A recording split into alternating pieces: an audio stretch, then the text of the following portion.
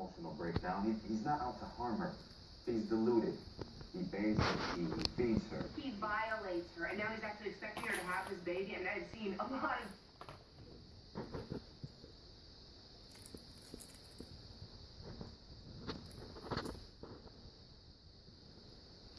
What's the matter, honey? You don't like that birdie in there? I thought she was there to keep you company. You're just ripping her apart. You like that, huh? Maybe it's not really a bird to you.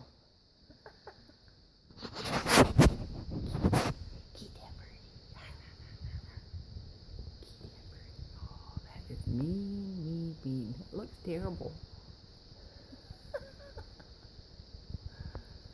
I guess it's your toy now, huh?